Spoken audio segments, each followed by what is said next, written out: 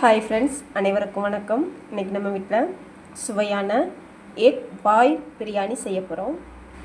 Egg பாய் பிரியாணிக்கு தேவையான இன்க்ரீடியன்ட்ஸ்லாம் எடுத்து வச்சுருக்குறோம். வாங்க என்னென்னு பார்த்துடலாம். பெரிய வெங்காயம் 3 நீல வாக்கில் கட் பண்ணி வச்சுருக்குறோம். 2 உருளைக்கிழங்கு தோல் சீவிட்டு கட் பண்ணி வச்சுருக்குறோம். 4 பச்சை மிளகாய், கொஞ்சமாக கொத்தமல்லி, 2 தக்காளி குட்டியாக கட் பண்ணி எடுத்து வச்சுருக்குறோம். நெக்ஸ்ட்டு ஒரு கைப்பிடி அளவுக்கு புதினா இலையை மட்டும் எடுத்து க்ளீன் பண்ணி வச்சுருக்குறோம். அது கூடவே கொஞ்சம் இஞ்சி பூண்டு பேஸ்ட்டு தட்டி வச்சுருக்குறோம். எக் ஃபாயில் பிரியாணிக்கு தேவையான முட்டை 6 எடுத்து வச்சுருக்குறோம். பிரியாணிக்கு தேவையான அரிசி எடுத்து ஊற வச்சு வாஷ் பண்ணி எடுத்து வச்சுருக்குறோம். தண்ணியே இல்லாமல் நல்லா இருத்து வச்சுருக்குறோம். நெக்ஸ்ட் ஸ்டெப் என்ன பண்ணலான்னு பார்க்கலாம் வாங்க. தண்ணி இல்லாமல் நம்ம வாஷ் பண்ணி எடுத்து வச்சுருந்தோம்ல, அந்த ரைஸில் இந்த 6 முட்டையும் உடச்சி ஊற்றி ஸ்பூன் வச்சு நல்லா எல்லா ரைஸ்லேயுமே படுற மாதிரி எக்கு படுற மாதிரி நம்ம மிக்ஸ் பண்ணி வச்சுக்கலாம். இந்த மாதிரி நல்லா மிக்ஸ் பண்ணி வச்சுக்கணும் ஸ்பூன் வச்சு. இதை அப்படி ஒரு 15 மினிட்ஸ் மட்டும் 1/4 மணி நேரம் ஊற வச்சிடலாம். ஏற்கனவே நம்ம பாஸ்மதி ரைஸ் ஊற வச்சு க்ளீன் பண்ணி தான் வச்சோம். அதனால் ரொம்ப நேரம் ஊற வைக்க தேவையில்லை. ஒரு 15 மினிட்ஸ் மட்டும் ஊற வச்சா போதும். வாங்க நெக்ஸ்ட் ஸ்டெப் நம்ம பண்ணிட்டு வந்துடலாம். அதுக்குள்ள ஸ்டவ்வில் வட்டா வச்சுட்டு 1 ஸ்பூன் சோம்பு, 1/4 ஸ்பூன் கசகசா, பிரியாணி இலை ஒரு 5, அது கூடவே குட்டியாக பட்டை ஒரு 2 பீஸ் போட்டுக்கிறேன். கல்பாசி 2 போட்டிருக்கிறோம். 4 ஸ்பூன் ஆயில் விட்டு லைட்டாக ஃப்ரை பண்ணிக்கலாம்.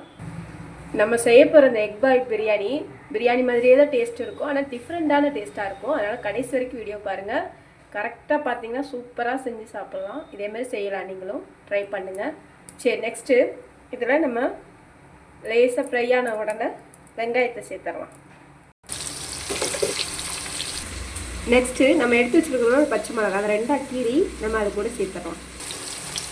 நான் வச்சுருக்கிற பச்சை மிளகா கொஞ்சம் காரம் கம்மியான மிளகா, அதனால் 4 சேர்த்துருக்குறேன். காரம் உங்களுக்கு அதிகமாக தேவை இல்லைன்னா கம்மியாக கூட சேர்த்துக்கோங்க. கொஞ்சமாக வெங்காயம் வதங்குறதுக்காக சால்ட்டு சேர்த்து வதக்கி விட்டுக்கலாம். வெங்காயம் இந்த அளவுக்கு வதங்கினோடனே கொஞ்சமாக புதினா தண்ணி இல்லாமல் சேர்த்துக்கோங்க. பெரிய கும்பட்டு. நெக்ஸ்ட்டு கட் பண்ணி வச்சுக்கிறேன் தக்காளி சேர்த்துடலாம். நெக்ஸ்ட்டு நம்ம கட் பண்ணி வச்சுக்கிறேன் உருளைக்கிழங்கு சேர்த்துடலாம். நெக்ஸ்ட்டு முக்கியமாக எக் ஃபாயில் பிரியாணிக்கு தேவையான வெள்ளை முக்கடலை எடுத்து ஊற வச்சு வேக வச்சு வச்சுருக்கிறோம். இதை நம்ம அதில் சேர்த்துடலாம். வெள்ளை முக்கடலை நல்லா டேஸ்ட்டு கொடுக்குங்க, அதுக்காக சேர்க்குறோம். நெக்ஸ்ட்டு தட்டி வச்சுட்டு இஞ்சி பூண்டு பேஸ்ட் சேர்த்து வதக்க விடலாம். நெக்ஸ்ட்டு நம்ம எக் பாயில் பிரியாணிக்கு தேவையான மசாலாஸ் தாங்க சேர்க்க போகிறோம்.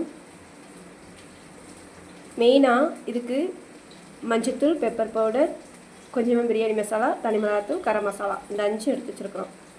எக்குனாலே பெப்பர் மஞ்சத்தூள் கண்டிப்பாக சேர்ப்போம். அதனால் இதில் கொஞ்சம் எக்ஸ்ட்ராவே சேர்த்துருக்குறோம்.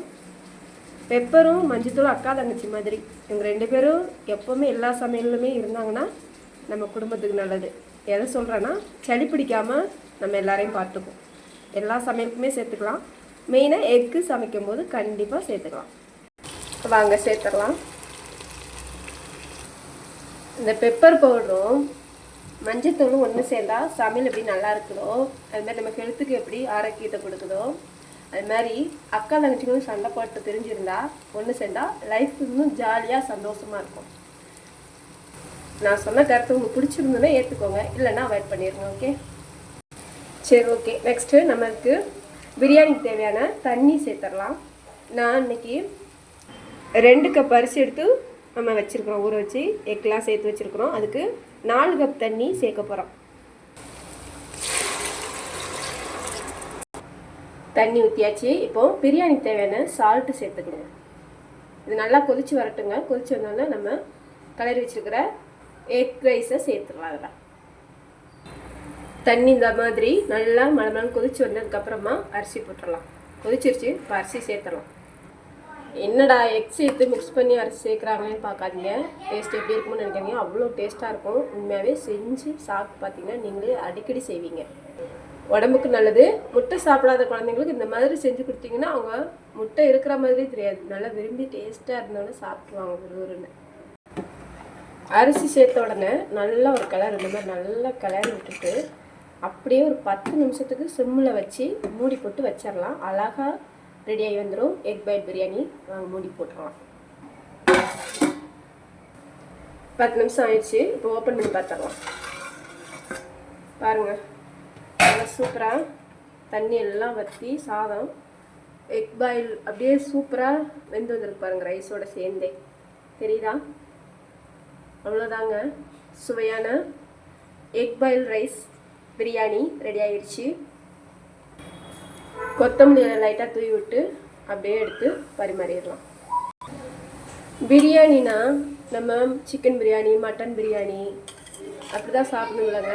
சட்டுன்னு குழந்தைங்க வீட்டில் பிரியாணி வேணும்னு கேட்டால் முட்டை இருந்தாவே போதுங்க, அழகாக செஞ்சு பசங்களுக்கு கொடுத்துடலாம். டேஸ்ட்டாக இருக்கும், நல்லா விரும்பி சாப்பிடுவாங்க. ஒரு முறை ட்ரை பண்ணி பாருங்கள், பார்த்துட்டு எப்படி இருக்குன்னு சொல்லுங்கள், கமெண்டில் மறந்துடாதீங்க.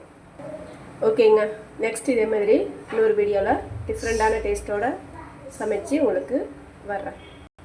Tata, bye bye, thanks for வாட்சிங்.